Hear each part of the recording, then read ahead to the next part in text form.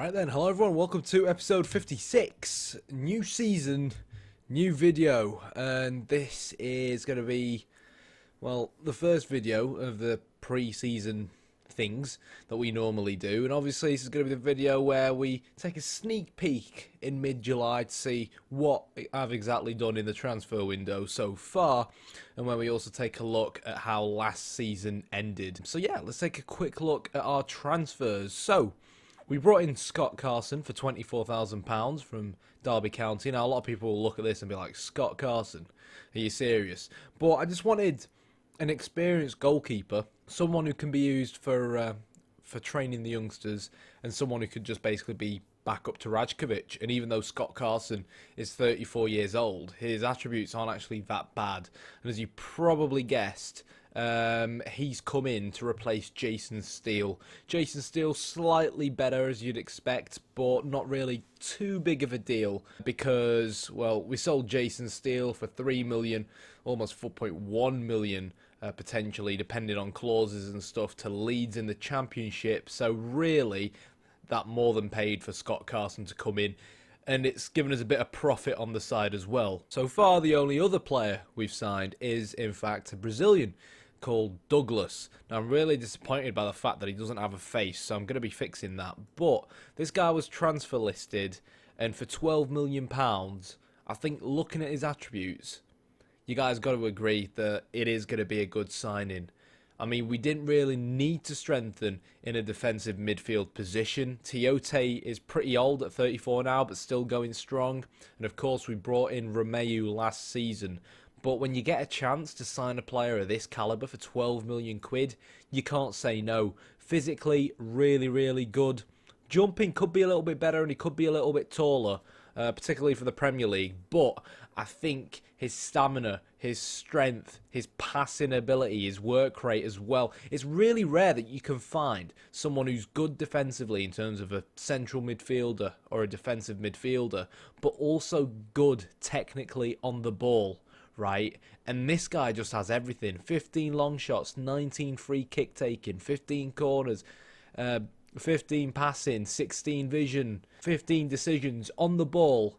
Brilliant. And defensively, 15 tackling, 15 marking, 17 strength. Like I said, the only things that could be better are his aerial attributes like jumping, reach and heading. But other than that, this guy is basically our best defensive midfielder right now. Better than Romeu, better than Tiote, who will start to get worse. As you can see, his acceleration is significantly dropping down there, and his contract does expire in the summer, which we won't be renewing. But I think it's going to be really important to bring in a player like Douglas, keep things fresh. Romeu and Tiote might not end up liking it, but we've got to do what we've got to do. And going into the Champions League, I do genuinely feel like Douglas could become the next two guy, basically. He's got it all about him. And he's only 23 as well. So all these attributes you see that are hovering at 15 could very, very easily start hovering at 16. And before you know it, you look at him and think, wow, this guy's world class. So for just 12 million quid, for just 55k a week, I had to sign him. And it's kind of funny that we signed a defensive midfielder, because in the last video, everyone was saying strengthen your defence and sign an attacker, because really our midfield is kind of the strongest part of the team, but you can't turn down an opportunity like this. So in terms of players that have left, these are all like regen youngsters that you don't really need to know about. Asidi, of course, is going to be joining Deportivo Alaves in the second division in Spain. Nabil Gillas has been sold finally to Bologna. It's probably for the best. He came in kind of an awkward fashion. We wanted to sign him for our first season back in the Premier League to play up alongside Danny Graham. And it turned out that I signed him, but for the season after, and it would have been catastrophic if we dropped out the Premier League. Fortunately, though, we stayed in the Premier League. He came in, did a half-decent job, I think, particularly in his first season. 7 assists, 6 goals, worked well alongside Andre Gray and Danny Graham when we played with a 4-4-2, but last season didn't really get much game time, didn't suit the system, and to be fair, when you sign players like Lucas Moura and Piaka, it's very difficult to see where a player like Gillas would really fit in. So glad we finally got rid of him. £4.1 million, good amount, I reckon. Good servant for the club, but 30 years old, he's not exactly going to get any better. Jason Steele, you know about. Mohamed Toure, another player I really wanted to integrate into the first team this season. And to be fully honest, I can't get him a work permit. So I had two options. I could either offer him a new contract as like a first team player or key player, significantly raise his wages and hope that that's enough to convince the government to give him a work permit or something, or send him out on loan again. He is 20 years old. He is starting to get called up for Ivory Coast. So, for that reason, I've decided to send him out to Leicester again. He's still improving despite playing at Leicester in Belgium. And hopefully, come the end of the season, he'll have accumulated 3 or 4 more Ivory Coast caps, and it should then be enough for us to be able to get him a work permit.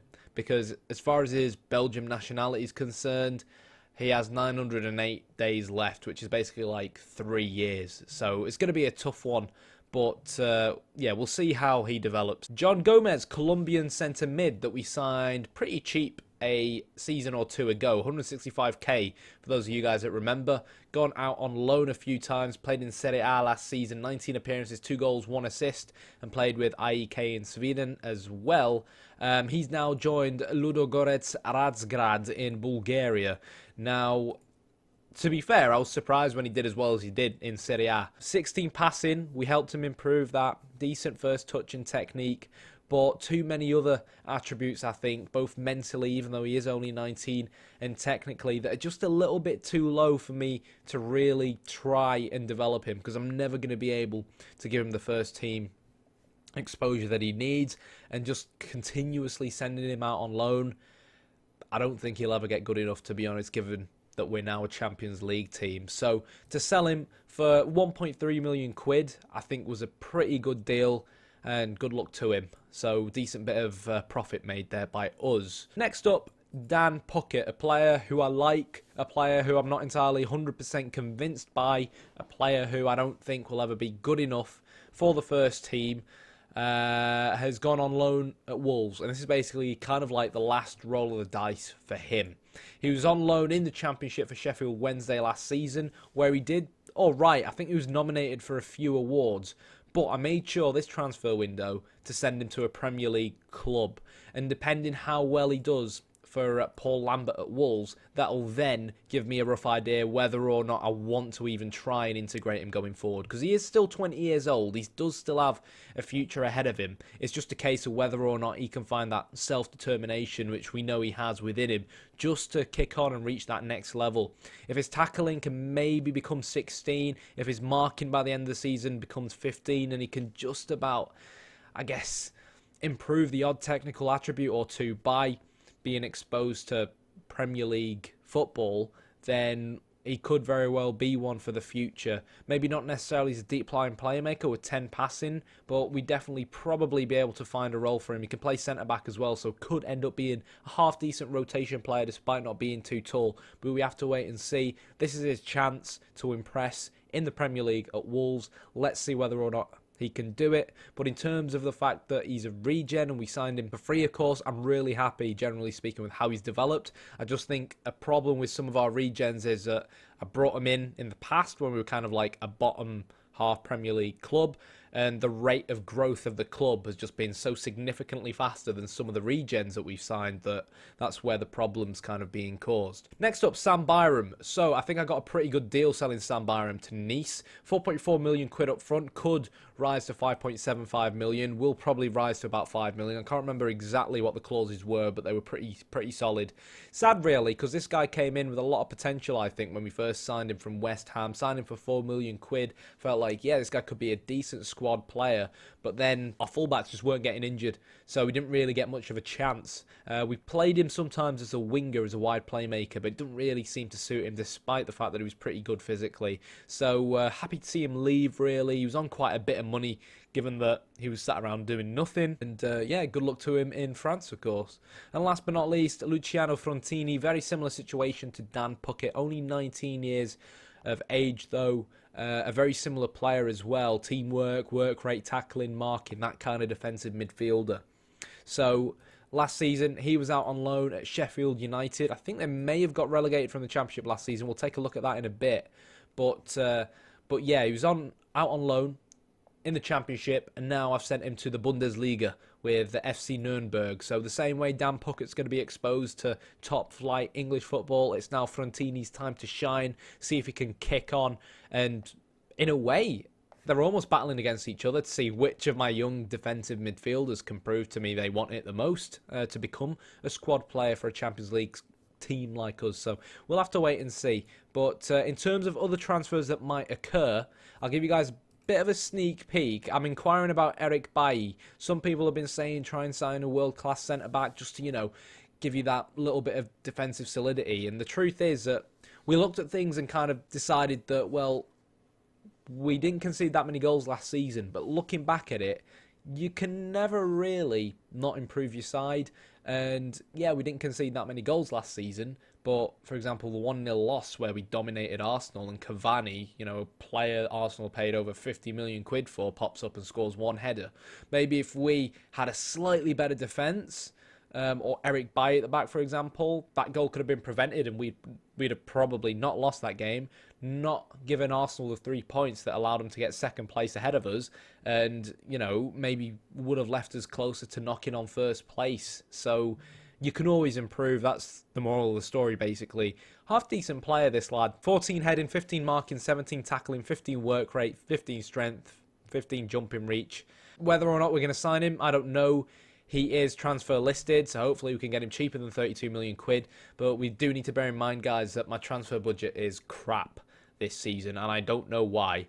40 million quid available transfer budget-wise, wage budget 119k a week. We really do need to try and offload Lucas Moura if we are really to stand a chance of genuinely strengthening our squad. It's kind of disappointing because the past few seasons we've had a fair amount of money, but this season we haven't, which is kind of sad. Bojovic, I've shown him to you guys before. He'll be joining us in January. Serbian 17-year-old. The potential's there, you know. 16 tackling, 15 strength, and you can play anywhere at the back as well. So we'll have to see how he develops. But at the age of 17, can't really wait to get him under my wing and, you know, try and get the best out of him. Same goes to another Serbian comrade, Darko Doric. And it's going to be funny because we've also got Dario Dumic as well. So Doric and Dumic both playing at the back. Not really surprised that most of my defence is going to end up being made of East European powerhouses. But, yeah, so 12 tackling, decent marking, decent heading. And again, it's going to be a case of how well he develops. But given that they both have a lot of potential and they're both going to be coming in at the age of 17, and they're going to be coming into us as a squad as well, a Champions League squad, we're improving our training and youth facilities. I think we can get the best out of them, hopefully. Krastanovic, another Serbian 18 years old, kind of looks like Bojovic's long-lost twin. They kind of both have the same hair. Yeah. Really good player. Can't get a work permit for him, though. And to be fair, he could do with a bit more first-team exposure. But this guy, if we can get a work permit for him come about next season, this guy could end up being quality. It's just about, at this age, making sure they get exposed to top-flight football and learn from the best, really. So in terms of who's looking to sign him, it's Deportivo La Coruña. They are in La Liga, so they want to play him as a first-team regular. I think it would be phenomenal for this lad to play as a first-team regular in La Liga. He's a bit of a playmaker as well, with 17 passing. You know, kind of a Modric-style player going on here, guys. I think, given how good he is at passing, La Liga will really suit him, and he'll learn a lot from La Liga as well, playing in that top division. He'll play against teams like Real Madrid and Barcelona, so that's good. Inquiring about Lanzini, he's up for sale. Don't think we'll really end up signing Lanzini. I'm just intrigued in seeing how much they want for him, because he's very versatile. I think he'd suit playing in the front three for us, particularly if we happen to lose Lucas Moura. But it's mainly just because Lanzini always seems to score against me on Football Manager. That's the only reason why I'm sniffing around him. Miguel Martinez, you guys might remember this lad. Croatian again, not Croatian, Colombian. Looks like a bit of a Colombian drug lord. We sent him out on loan to Arsenal de Sarandi in the Primera Division in Argentina. And he got 10 goals last season, which was okay.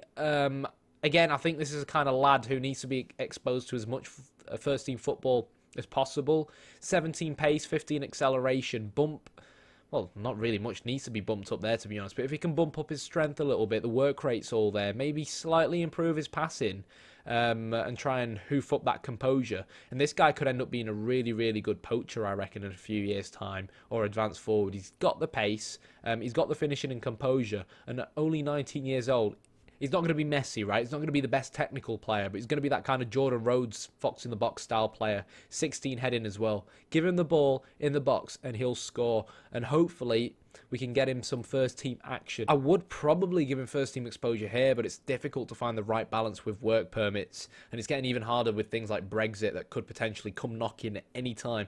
Bear in mind, we've not had Brexit yet on this save. So if Brexit kicks in pretty hard, because you obviously can have hard Brexits and soft Brexits, it will be pretty shit for us if we get a hard Brexit.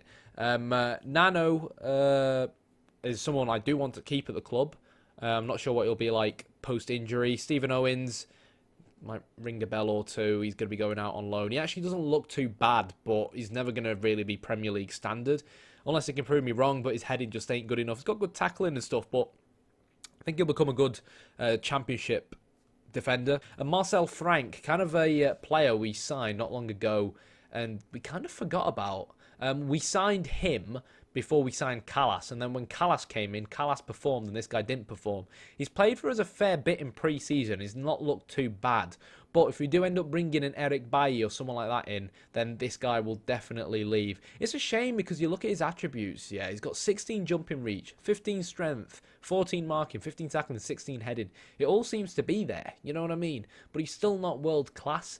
And I think because Callas, Bath and Dumic are also very good centre-backs, it's very difficult to fit them all in at once. And when you've got a back four and you're not conceding goals, no matter how good Frank is sat on the bench, you don't want to mess up that back four too much because they get used to each other and they get some chemistry going, and that's really what breeds clean sheets, particularly goalkeeper included as well, and defensive midfielders. But we'll see what happens with him. So, that to one side. I can't believe I've just been talking about bloody transfers for 20 minutes. You guys love it, don't you? Yeah. Okay, so yeah, we went to America, drew 0-0 to Ottawa, beat New York. I'm not going to go through all these. It's not been the best pre-season for us. We got Sevilla coming up next, then York City, and then Manchester United in the UEFA Super Cup. Have they actually made any transfers yet? Which really wouldn't be surprising. No, they've not actually signed anyone. Memphis Depay has left on a free and joined Olympique Lyon. That's a shame. I probably would have signed him. Mkhitaryan's available, but he's 31 years old, so probably not our cup of tea. Probably want a lot of wages as well, even though he's still pretty decent for his age. And that's it really in terms of players that kind of pop out to me from Man United. So they've not made any signings just yet. No idea what Mourinho's budget's going to be, but given that it's Mourinho, he's probably going to spend pretty highly. But yeah, so that to one side. Let's take a look at what happened in the world last season like we always like to do. So just to give ourselves a quick, fresh reminder, the Premier League last season, obviously we finished third. We beat Spurs 3 or 4 match days before the final match day of the season, and they then lost another game, so it meant we leapfrogged them. Arsenal finished second, Man United finished first.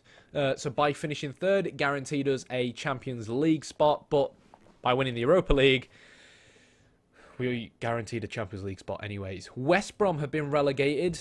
Carl Robinson is their manager. It's going to be kind of disappointing, really. A 33-year-old Joe Hart in the Championship. That's going to be fun to watch. Wolves just about staying up in 17th place, level on points with Southampton.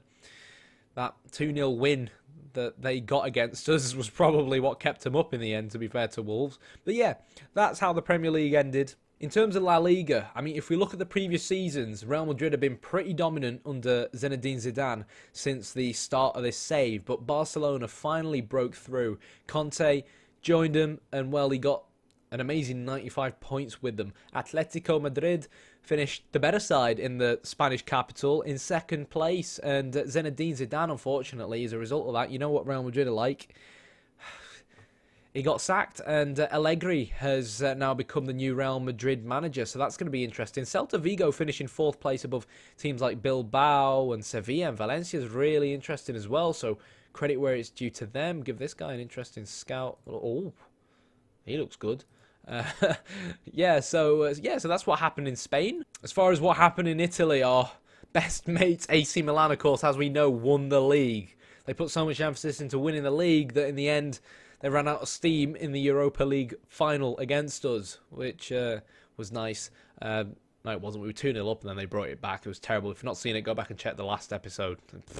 Worst Football Manager game of my career. Inter Milan finished 8th on only 60 points, which was really kind of poor, given what you'd normally expect of Inter Milan. Sassuolo broke into the top 6, so they're going to actually be in the Europa League next season, which is going to be really interesting. Credit where it's due to them.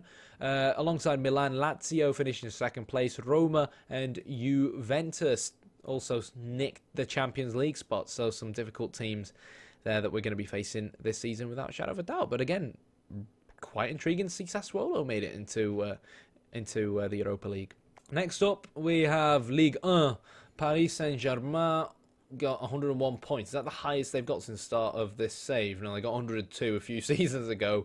But yeah, they basically always walk Ligue 1. Almost feels like when we do these reviews at the end of each season, there's almost no point in even checking who the hell won Ligue 1, because we all know it's going to be PSG. Their manager, Rui Vitória nowadays. And yeah, Monaco and Olympique Lyon both getting the Champions League spots alongside PSG, which is going to be interesting.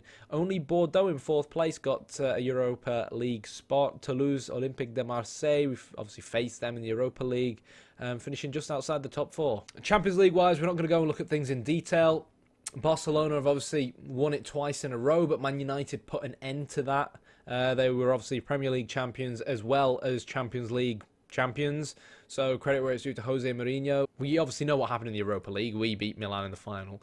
And another thing you guys might remember I mentioned from the last episode was that the Euros was in the summer, and it's actually kind of worked to our advantage, because it means that a lot of our players have kind of come back fresh from Euro 2020, and it kind of made pre-season a little bit easier for us. Well, I mean, it wasn't great because half our squad was in America and the European Championships was being played in Europe, in case you thought it would be played in Africa for some reason. France ended up being the European Championship winners. Obviously, in real life, they lost in the final to Portugal, but no surprise really that France have won it eventually. They actually faced Germany in the final. Roger Schmidt, I think it might be Schalke manager in real life, I'm not quite sure, was the German manager. Not quite sure what's gone on with Joachim Löw, but yeah, they made it into the final. Unlucky Germans, but it just really wasn't meant to be. In terms of England, obviously it's going to be interesting to see how England did. France actually finished 2nd in their group as well, despite winning the thing. So England, I actually managed to go and watch some of their group stage games, but then once they got past the group stage, you wouldn't let me watch the games, which is a bit weird. So they won all their group stage games, pretty comfortably. As you can see, they beat Russia 2-0. Jonathan Lico of Liverpool, once upon a time of West Brom, in fact, they signed him recently, but no surprise given how well he played in the group stages from what I saw, at least. Not my type of player to sign, but nice to see a player like him really breaking in, to the England squad. Reece Nelson, youngster from Arsenal, looks like a phenomenal gem wonder kid on the game, to be honest. And it's not a surprise, again, seeing how well he played for Gareth Southgate's men. Grabbed the winner against Poland, and then we beat Wales 2-0. Wales' team kind of underwhelming. Bar Gareth Bale, don't really have anyone really, to be honest. Luke Shaw got a goal in the second round to beat the Czech Republic 2-0. John Stones decided to take penalties for some reason, and England beat Ukraine 3-2. It did go into extra time because it was 2-2. It looked like England were going to take the win, and then Alan Patrick, Ukrainian apparently. I mean, with all due respect, Alan, mate, you don't look very Ukrainian. Brazilian. Okay, then. Whatever floats your boat. Took a John Stones extra time penalty to win it. And it would have been funny if England had gone on to win the Euros after zooming past Ukraine with 3 John Stones penalties. I'm not even quite sure how on earth England could win 3 penalties, but they did, and why John Stones was taking them. His penalty taking is apparently pretty decent, but for God's sake, he's a centre-back. But, he scored him. He got player of the match as well. Player of the match for scoring 3 penalties. I mean, he's still a defender. He still let in 2 goals. But, yeah, so no surprise. England did end up losing in the semi-finals to Anthony Martial's France. He could have made it 2-0, adding insult to injury in the 79th minute. If he hadn't missed a penalty, he probably needed Stonesy to teach him, how to hit the back of the net from them penalties. And then, obviously, as we know, France went on to lose in the final. But it does, so far, seem like Gareth Southgate is going to keep his role as England manager, which is going to be interesting going forward. Championship, yeah. So we don't really need to take a look at the Championship. We can take a look at the Premier League and see immediately which teams have gotten promoted. So as we can see, Burnley gotten promoted, which is going to be an interesting one. Obviously, they are our main rivals, with us being Blackburn Rovers. So it's going to be nice that we're going to have 2 Lancashire derbies for the fans. I'm not really worried about, losing them, because I feel relatively comfortable, given that we're a Champions League side. Who are the other teams? Reading also got promoted from the Championship, and there's one more team, Brighton, as well. Mick McCarthy, their manager. So, on that note, I think that's going to be it for this episode. It's been like 30 minutes. I didn't expect it to take this long. The next episode, which I'm going to record right after this episode, is going to be an episode that kind of talks about what we did tactically last season, because I know a lot of people have been asking for that, and it's probably about time that I kind of discuss that. But until next time, if you like the video, hit the like button, hit the subscribe button. Can we win the Premier League or Champions League this season? That's the real aim. I mean, is it really? We don't have that much money. We'll have to wait and see. But until next time, thanks for watching.